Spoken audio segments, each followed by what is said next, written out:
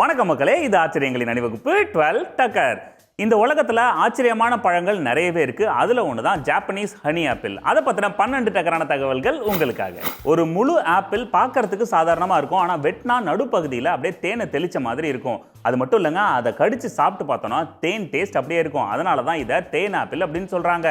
தேன் நழுவி ஆப்பிளில் விழுந்துருச்சோ? இந்த ஆப்பிள் நேச்சுரலாக உருவானது இல்லைங்க. எப்பயோ யாரோ ஒரு ஆராய்ச்சியாளர் மரபணு சேஞ்சஸ் பண்ணி இந்த ஆப்பிளை உருவாக்கியிருக்காரு. அப்பத்திலிருந்து இந்த விதைகள் பரவலாகி ஜப்பானில் இப்பெல்லாம் நல்ல விளைச்சல் தருது. இவங்களுக்கு ஏதாவது வித்தியாசமாக பண்ணிக்கிட்டே இருக்கணுமே.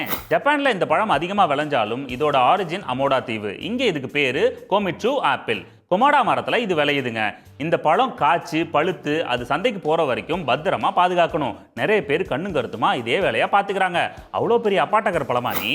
இந்த பழத்தோட தசைப்பகுதி சாப்பிடும்போது ஆப்பிள் மாதிரி தான் இருக்கும். ஆனால் இதோட நடுவில் இருக்கிற மஞ்சள் கலர் பகுதியை சாப்பிடும்போது 16 மடங்கு ஸ்வீட்னஸ் அதிகமாக இருக்கும். அதனால தான் அந்த பகுதியோட டேஸ்ட் வித்தியாசமாக இருக்கும். இந்த பழத்தை பெரும்பாலும் ஜூஸ் போடுறதுக்கு தான் யூஸ் பண்ணுறாங்க. ஜூஸ் போடும்போது சர்க்கரை சேர்க்க அவசியம் இல்லை.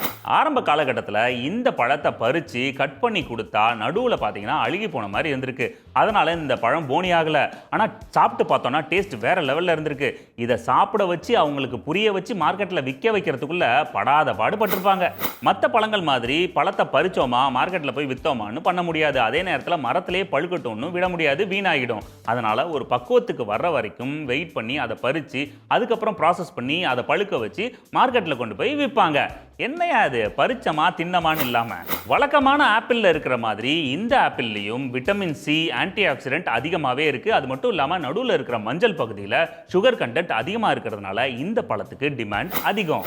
இது சீசன் பழம். மற்ற நேரங்களில் இதை சாப்பிட முடியாது. நவம்பர் மாதத்தில் இந்த பழத்தை பறிச்சோன்னு ப்ராசஸ் பண்ணி அது பழுத்ததுக்கப்புறம் சேல் பண்ணிடுவாங்க. அதனால் நம்ம சாப்பிட்ணுன்னா நவம்பர் டிசம்பரில் தான் சாப்பிட முடியும். ஜப்பானில் போய் தான் சாப்பிட்ணுன்னா கூட நான் ரெடி. சீசனில் மட்டும்தான் கிடைக்கும். அதுவும் குறிப்பிட்ட ஏரியாக்களில் மட்டும்தான் இந்த பழம் கிடைக்கும்ன்றதுனால இது கொஞ்சம் காஸ்ட்லியான பழம். உலகத்திலேயே காஸ்ட்லியான பழங்கள் வரிசையில் இந்த பழமும் இருக்குது. இதோட இந்திய மதிப்பு எவ்வளோ தெரியுமா? ஒரு ஆப்பிள் பழம் 1600 ரூபாய். 1600? இந்த பழம் புளிக்கும்.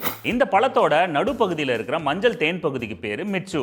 இந்த பழத்தில் நிறைய சத்துக்கள் இருந்தாலும் இதை சாப்பிட்டா அசிடிட்டி ப்ராப்ளம் வருது அப்படின்னு சொல்லி நிறைய கம்ப்ளைண்ட்ஸ் வருது. ஆனாலும் இதோட மவுசு குறையவே இல்லை.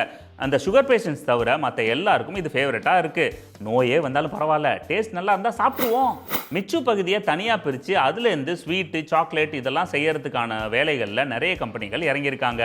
அப்படி அதுலேருந்து சாக்லேட் செஞ்சால் உலகத்தோட மிக காஸ்ட்லியான சாக்லேட் அதுதான் அப்படின்னு ரெக்கார்ட் பண்ணணும்னு சொல்கிறாங்க. எங்களுக்கு குச்சி மிட்டாயே போதும்.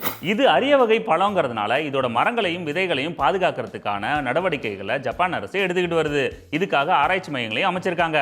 ஐயோ, இதுலேயும் புதுசாக மிக்சிங் போட்டு ஏதாவது அரிய வகையாக கண்டுபிடிப்பாங்களே. ஓகே மக்களே, மீண்டும் சந்திப்போம். இது ஆச்சரியங்களின் அணிவகுப்பு 12 டக்கர் வித் மீ உங்கள் துரைராஜ் ஜெயசீலன்.